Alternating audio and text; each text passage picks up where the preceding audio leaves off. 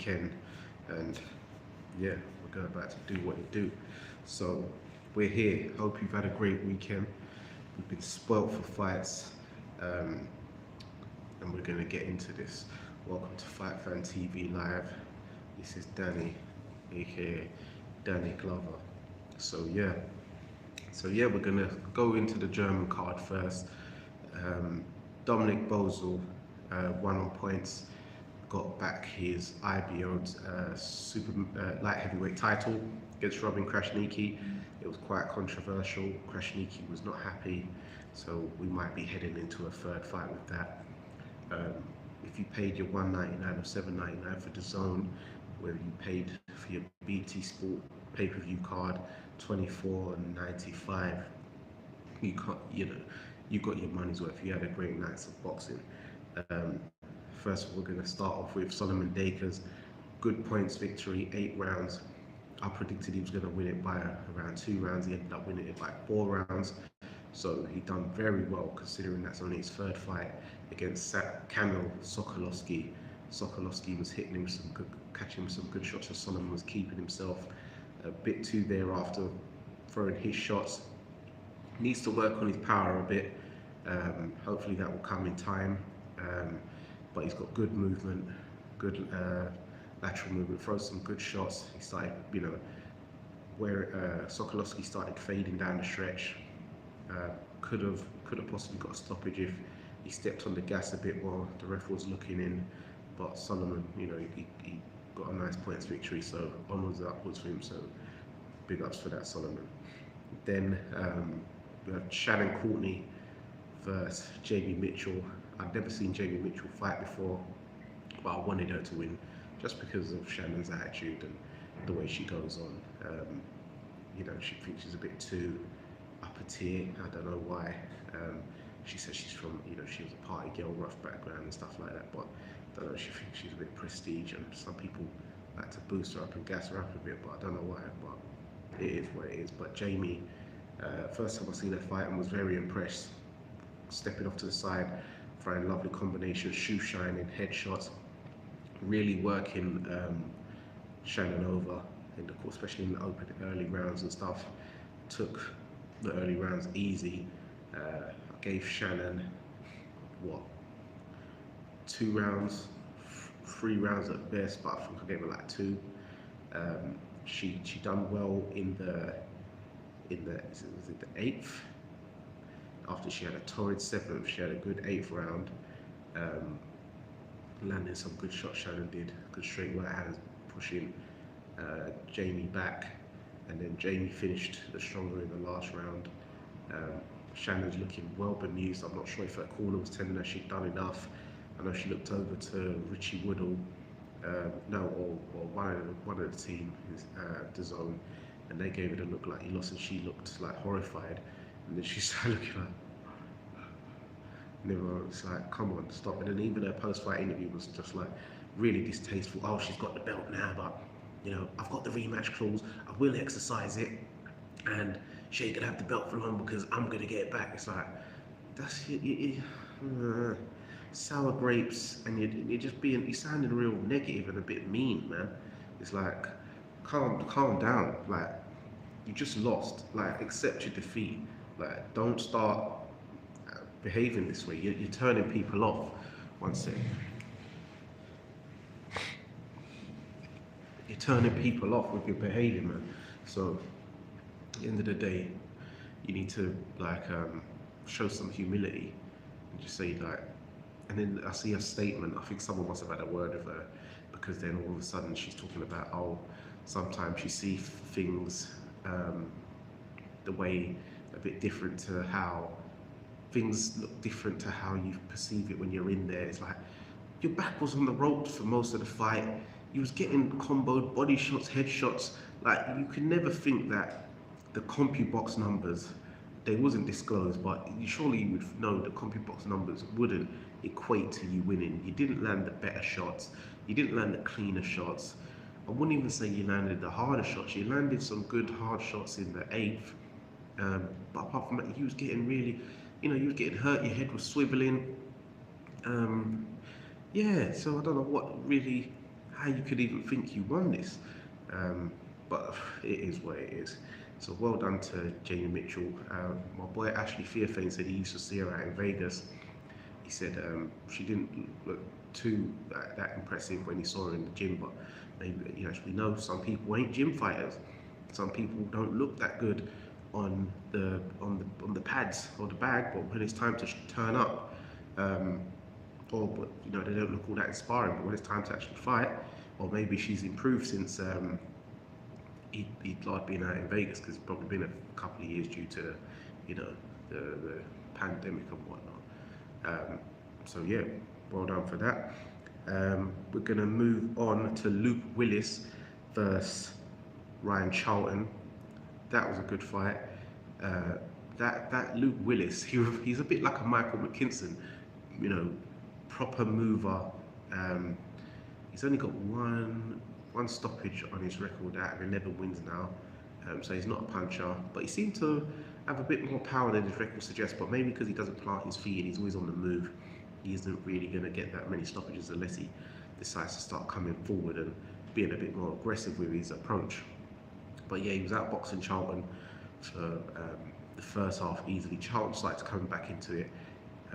I was on the phone to my cousin Craig Richards. He was like, Charlton needs to start, you know, working the body and then come over the top with the right hand. And as soon as he started doing it, he was like, see, I told you, this is what he needs to do. So they started calling it back. Willis got a point taken off of him. I forgot what round it was, and then yeah, it ended up one judge had it a draw. Oh, and one judge had it a draw in the Shannon Courtney fight. I don't want to call out this guy. This guy's name is Jesus Morata Garcia, and he's from Spain. He needs investigating. Yeah, he needs investigating. Even this Jordan Ezekiev from Bulgaria, he had it 96-94 in the Shannon Courtney and Jamie Mitchell fight. The ref had it.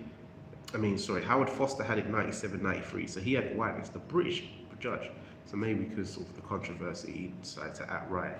But I had it 98-92, but yeah, 97-93 is cool. That's why I said 2-3 rounds at best. But yeah, one judge had it a draw in the Luke Willis Ryan Charlton fight. The other one had it 95-90. The other two had it 95-94, so 1 point. So that was really close on the cards. I had it wider than that, but the right man got the decision at the end of the day. The next one is Kieran Conway versus James Metcalf. Routine kind of fight, domestic type fight.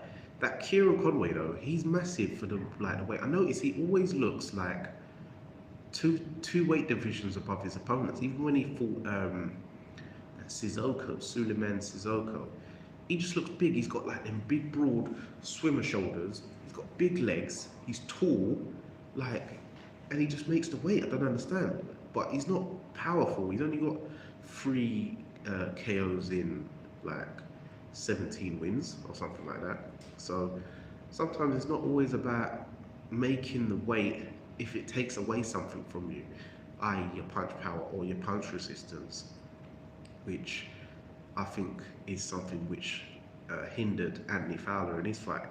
But we'll get onto that a bit later. Well, in a couple of minutes. So the next fight now, this for me was the fight of the night on the British side of things anyway, and that would be Ted Cheeseman versus Troy Williamson. 1 second, this light's looking mad dim.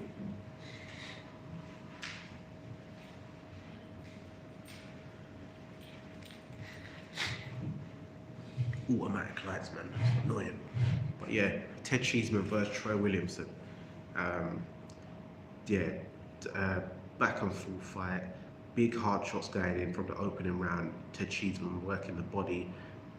You could see by about round 3 that some of the body shots was actually starting to hurt Troy Williamson, while Troy was landing big head shots. Ted Cheeseman, always noted for a great chin. Takes too many punches though, to be fair. I don't really like that. He's always in hard fights as well against decent diggers, kind of like Sam Egginton to a degree. You know, Ted Cheeseman was only 26, Sam Eggington is 27, but for their boxing career and life, their mileage is high, you know. So you got to be careful with him. You know, Ted's was signaled that he might walk away, but he said he's having a big break and he'll decide what to do next.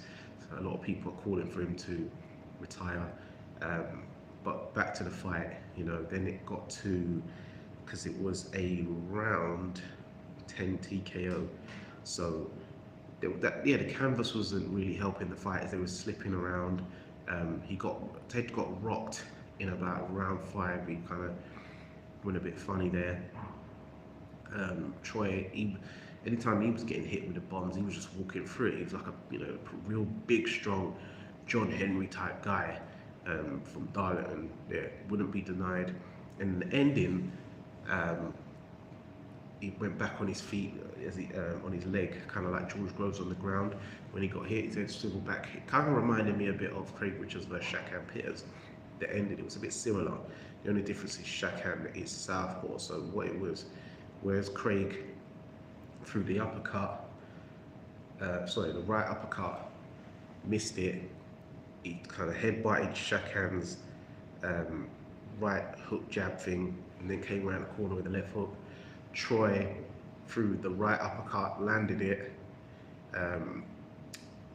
Ted Cheeseman threw a right hand, caught Troy, and then Troy threw a right hand left hook, and then swiveled him and flattened him, took him out.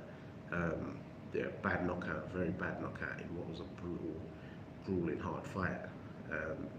So yeah, then the next fight was Liam Smith versus Anthony Fowler as the main event. I predicted Troy Williamson to win, by the way, even though he was the bookie's underdog. With the main event, I predicted Liam Smith. As I said, Anthony Fowler, he didn't look good on the scales. Another one, just because you can make the weight and be big for the weight, it doesn't mean it's good for you, because it takes away your punch resistance at the end of the day.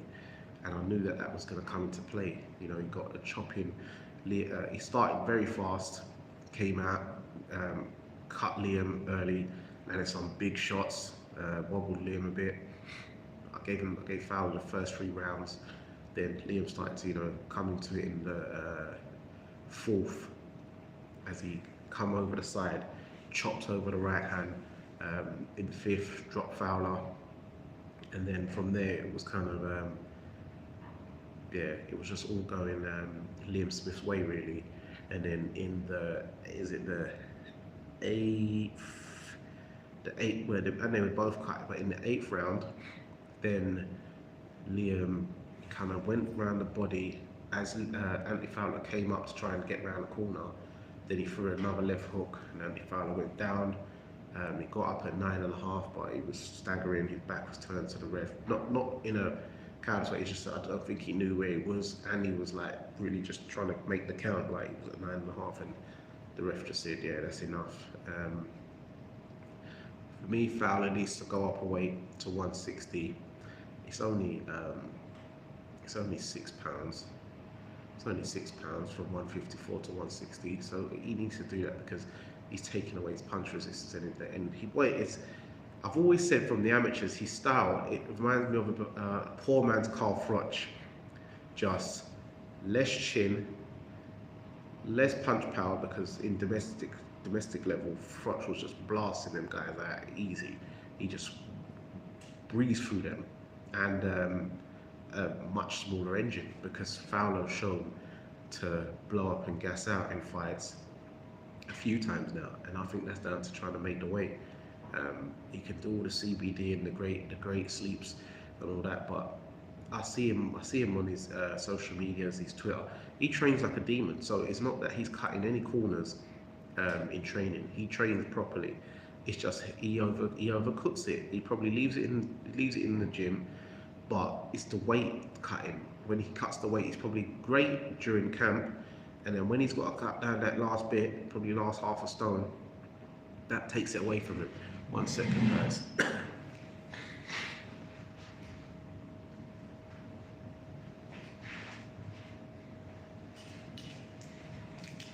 Sorry about this. This won't happen. I'll get a better setup next time. So yeah, shout out to everyone tuning in. And then so yeah, he needs to just go up a weight at the end of the day. Good coach in Shane McGuigan, and probably needs to go down a level. You know, he hasn't even fought for the British title or the Commonwealth title. You know, fights against Troy Williamson, Sam Eggington. Yeah, he needs to fight them kind of guys.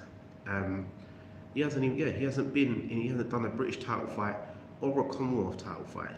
There's some good guys for him to fight at British and Commonwealth level, and that way he can, you know, go for it the right way. He's been kind of fast tracked twice. Well, the Scott Fitzgerald thing was a 50-50 fight, and he come up a bit short at the end when he got dropped, but he was winning. And then yeah, the Liam Smith one, he got thrown in, but that was a good Scouse derby. As I said, the Smith brothers, that Smith family, they, you know, this is going to be one of them families like, do you know the Smith family? Like, yeah, they're really hard. Remember, all of them can fight. Every single one of them brothers can fight. I know the brothers, they all can fight. You're talking about Paul Smith, Stephen Smith, Liam Smith, Callum Smith, you know, all of them can fight. They all have won the British title. That's like all four of them. So all of them at least have won the British title at least, and they all fought for world titles, with two of them being former world champions and two of them coming up short in their world title fights, but they're all world class, world level fighters. So that's family very serious, and they've never lost a local derby to a fellow Scouser Liverpudlian from, I remember when Paul Smith fought Quigley back in the day, and that was like the first one. He was the one who set pace, and that was a good fight. So yeah, from then they don't lose to look. As you see, what's his name? Callum Smith first. What's his name? What's his name? The other tall brother, the one who got done by the body shots with against Canelo. You know what I'm talking about. One guy tried to say they weren't even sure that Cater Plant was on his level, but I was like, do you think that that guy could be Jose Uzcata guy? I don't think so. But yes, someone remind me in the comments. I'll know straight after. It's so annoying when the mind goes blank at the time. But yeah, the one who Callum Smith done it around. So yeah, so onto the American card. Gerard Anderson, second round TKO. The guy, he's a big lump, you know, that guy. He's taller, big, unbeaten, former sparring partner of Vladimir Klitschko. I think he used to spar both brothers. But yeah, Gerard Anderson, too much good movement, speed and precision, good power as well. Can anyone beat Fury? We're going to get onto that Midnight Madness. Oh, you're liking the CBD comment. But yeah, too much. Yeah, so he looked to the ref for a way out. The ref gave the guy the way out after Gerard Anderson lamped him with a big right hand whilst he was in the corner. Julian Williams lost on points to Vladimir Hernandez. That Hernandez guy was just not to be denied. He was just on to him. Yeah, he was persistent. As one of my sayings go, persistence beats resistance, and that guy weren't to be denied. Some people telling me, oh, they fought Julian when I was like, no, man, he got worked over. Julian, where does he go? I don't know. You know, he's still a brand name. He can do bits, but we'll see. But it's going to be a tough road back, if there is a road back. Edgar Berlanga won on points. Didn't look impressive. Mash up my accumulator. Because I put him as TKO win. It's the second time he's made me lose money now. And he got dropped in the 9th round, over eager. Got dropped by that Esteban Coceres, Marcelo Esteban Coceres. That Coceres looked alright on the move and stuff. As we said, as I said before, he was beating Billy Joe Saunders until Billy Joe found a shot to pull it out of the bag and turn it around and get rid of him. Edgar Berlanga couldn't. He rocked him, he wobbled him in I forgot what round it was, but after that he didn't hurt Coceres at all after that. If anything, he got dropped and he was on the floor like frustrated or whatever. You know, I see Fat Joe really bigs him, props him up. Obviously the Puerto Rican brotherly connection and all that, but yeah, someone like my boy David Benavidez will eat him alive. So yeah, he's got a lot of work to do, that guy. FA Jagba versus Frank Chad Sanchez. I was really looking forward to this fight, but it was a bit lackluster. Um, I was getting tired. I started falling asleep, like not falling asleep, but drifting, like kind of half falling asleep. But I fought through it. But I was watching boxing for 4:30 in the afternoon, to be fair. So in total, I was actually watching boxing for 14 and a half hours. So that's a serious shift, bruv. So yeah, Frank Sanchez. I picked a fair jab, but I said he's gonna come from behind and find the shot. 1 second.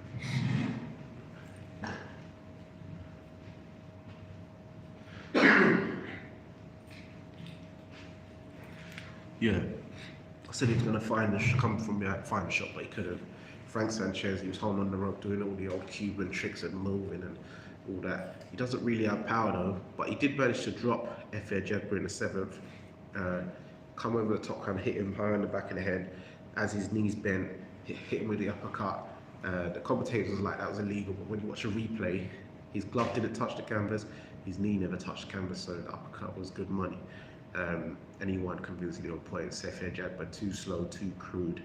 I just couldn't really catch Frank at the end of the day. So yeah, it was what it was. And then Robert Helenius versus Cal Naki. I asked Joe Washington for his prediction. He picked Helenius on points. He just said Adam won't rush in and he'll lose on points. I thought that Adam may be able to be in and out because he looked like he lost weight, maybe a bit faster on his feet, throw clusters and come out. He wasn't able to do that. He got rocked early in the first round. He was taking a bit of a beating. Yeah, it was, yeah, and then he just started resorting to low blows. He started moving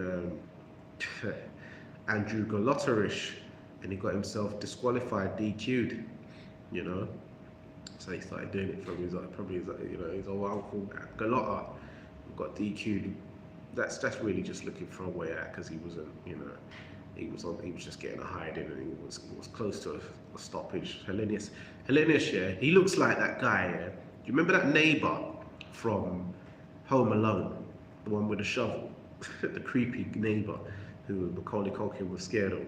Don't you think he looks like him? I was looking at him and I was like, this guy looks like the neighbour from Home Alone.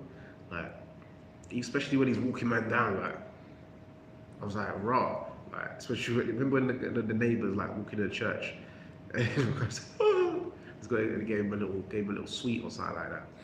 But yeah, Helenius, good win. And I see Uncle T put something, but I said this to Joe Washington when I interviewed him.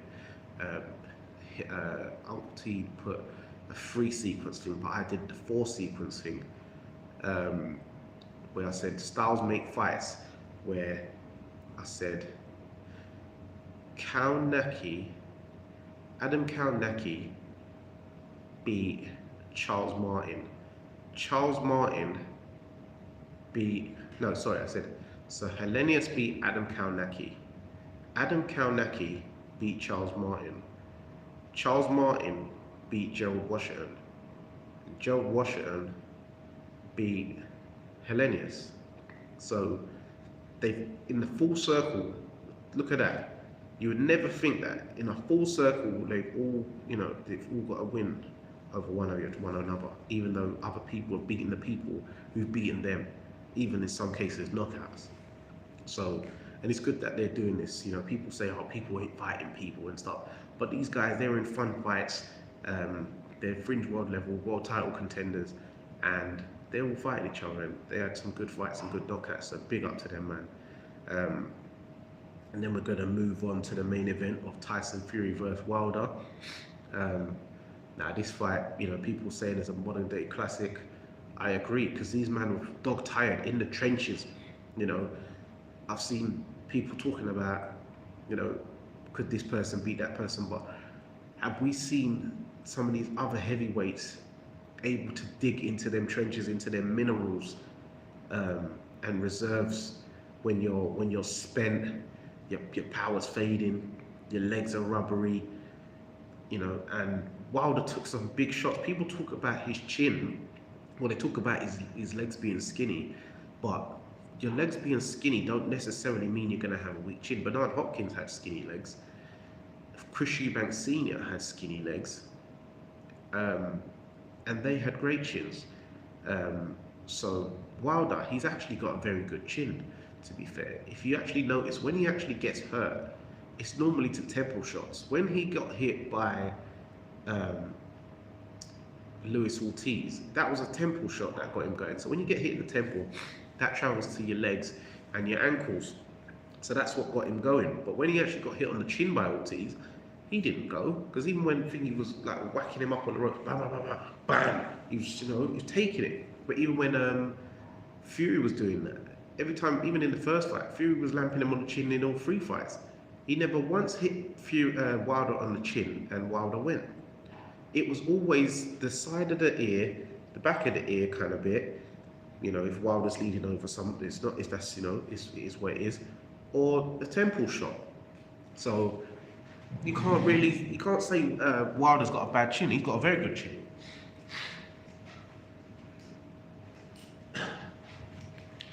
Yeah, so Wilder, he got dropped, he got on the inside.